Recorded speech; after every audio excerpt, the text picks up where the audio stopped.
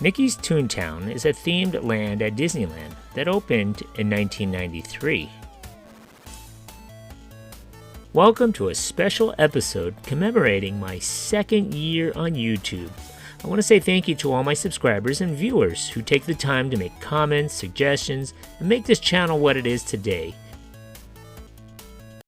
At Disneyland, you've seen Fantasyland, Frontierland, and Tomorrowland. Now here's a whole new land you've never seen before. Hey! Let me show you around. Take this crazy town. Smile, it's just your style. Mickey's Toontown. Mickey's Toontown opens January 26th. Smile. Toontown. Mickey's Toontown. It's a brand new land. At Disneyland.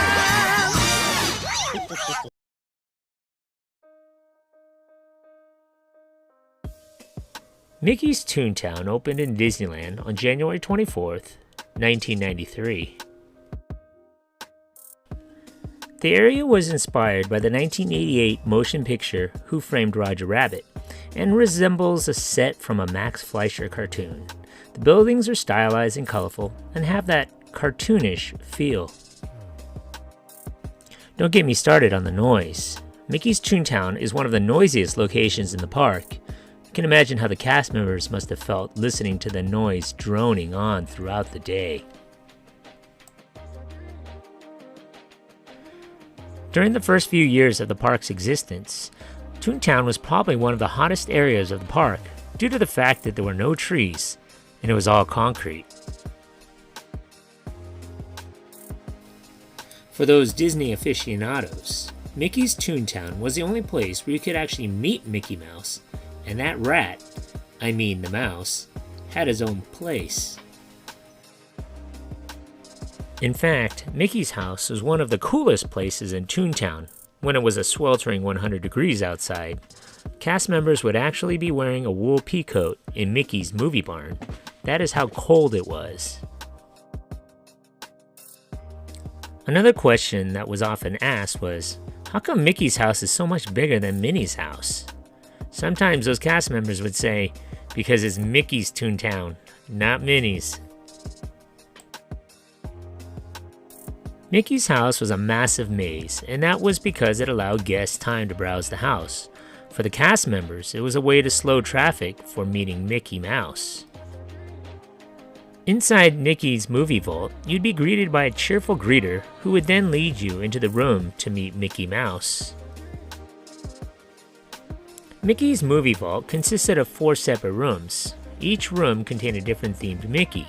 You weren't allowed to pick which one to meet, and guests did not know that there were actually 4 Mickey Mouses working at the same time.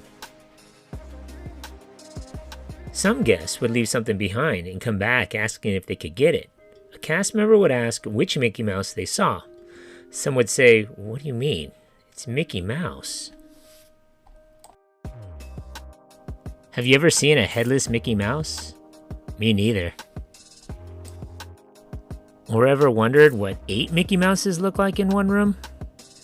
Me neither. I always wondered what it would be like to have my picture taken with 4 Mickey Mouses. I could only dream.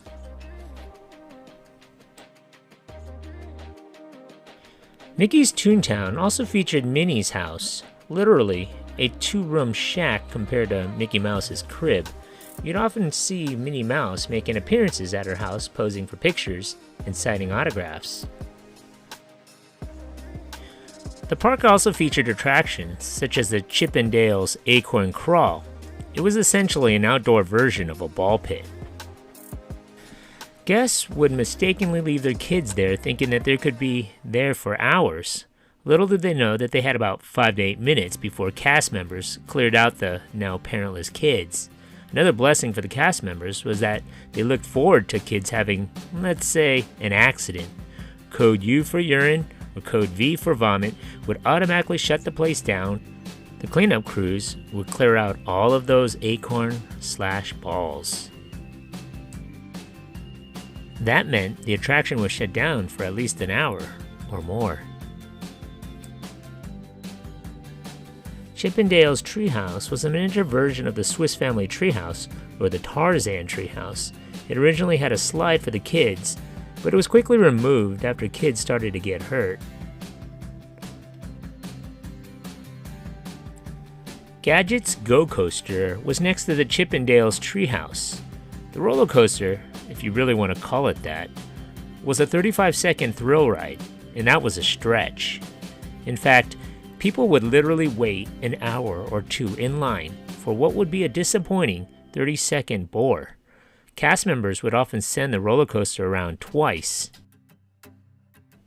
In fact, when I was there, I saw Michael Jackson. Of course, he was dressed in a weird disguise, so you wouldn't notice, but word spread fast among the cast members that he was at the park and would instantly tell you where he was. For me, I just remember seeing him and smelling the cologne vapor trail as he walked by.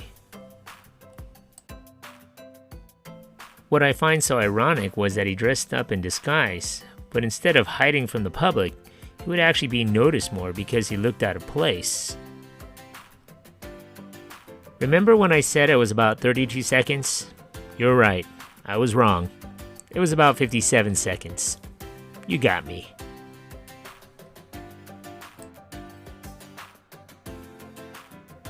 Toontown also had Donald Duck's boathouse. It was essentially a massive playset for children. The only redeeming quality was that you could see the Toontown from above. Goofy's house was next to Donald's boathouse, and it was originally a large bounce house. The inside of the house was a large jumper that kids could jump around on. And just like Chippendale's Acorn Crawl, parents would leave their kids in the care of the cast member for what seemed like hours. Or in Disney's case, you had 5 to 8 minutes to jump and then get out. As a cast member who worked in Toontown, they wore all of the hats. They were considered ride operators, babysitters, and someone who supposedly had all of the answers. Like, where's the bathrooms? Or does this take you back to the front of the park? Or is Mickey in the house? Or other silly questions like, where's Pluto's house? Or how come Minnie doesn't live with Mickey? Years later, the bounce house was removed, and then it became just a house, Goofy's house. The days of having to babysit kids who would climb over those imaginary limit lines in his house were finally over. Roger Rabbit's cartoon Spin was considered by Disney standard a dark ride. Don't ask me why. I always thought it was a little too loud and a little too creepy and a little too risque for the kids. But what do I know, right? I just worked there. I once stood where that guy is standing, and one of those taxi cabs hit me from behind. Nothing like having a 1,000-pound vehicle run into you. People would often ask me to describe this ride. I would say it was like the teacups, except in a car.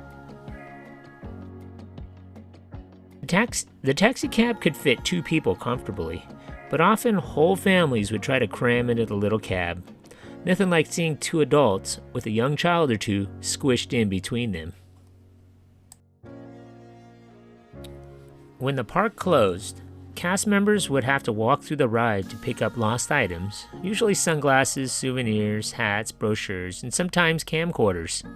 What made this a truly dark ride was walking through this ride with the sound off and the animatronics still on. Kinda like Five Nights at Freddy, if you ask me. Among my favorite things in this part was the Jolly Trolley. The Jolly Trolley was a trolley that would move up and down while coasting on a track. It would make some a little seasick. The conductor would give a spiel and say, "Remain seated at all times. This is a one-way trip and a one-way trip only to the other side of Toontown. Once again, this is a one-way trip only." Driving the Jolly Trolley was perhaps the best part of working at Toontown. Who wouldn't love shouting out people to get out of the way or ringing that bell and then cruising Toontown? It was one way to get noticed. Sometimes it was like being a celebrity.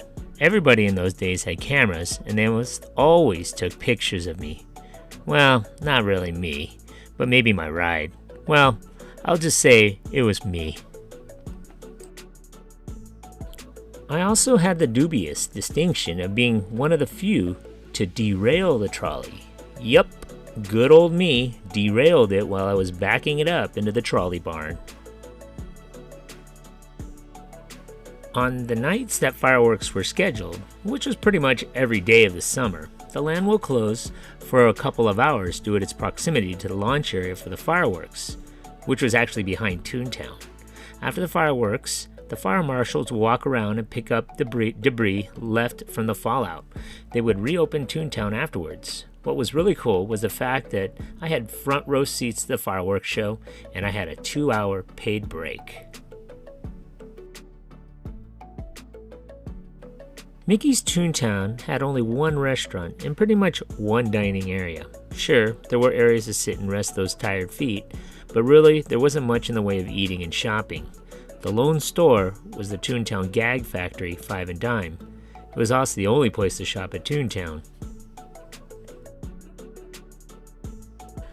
There were plenty of areas for Toon hilarity, but mainly it was mostly noisemakers for the kids. And the jail too. Remember when I said I derailed the Jolly Trolley at the trolley barn? This is where the barn was. Right next to Roger Rabbit's cartoon Spin. Cast members wore some pretty cool and iconic outfits. Places like Adventureland, Frontierland, and even Tomorrowland had nice costumes. Even today, Toontown costumes were nothing like before. We had some of the ugliest costumes at the park. Bright blue polyester pants, vest, bright yellow shirts with a red bow tie, and a checkerboard taxicab driver hat. If you didn't want to wear the bright blue vests, then you had to wear the bright red suspenders. You still had to wear the hat no matter what. Perhaps the only article of clothing that was cool and fashionable was the black peacoat. I love that thing. I worked at Disneyland in Mickey's Toontown from 1996 until 1998. The only other celebrity that I saw when I was working there, not named Michael Jackson, was Mark Summers. Who? You remember Double Dare, right? Anyone? Bueller. Bueller. Bueller. Bueller. Bueller. In 2022, Mickey's Toontown was officially closed and will be remodeled and reopened in 2023. I'm sure it will look nothing like how I remembered it, but that is how Disneyland is, always changing and evolving.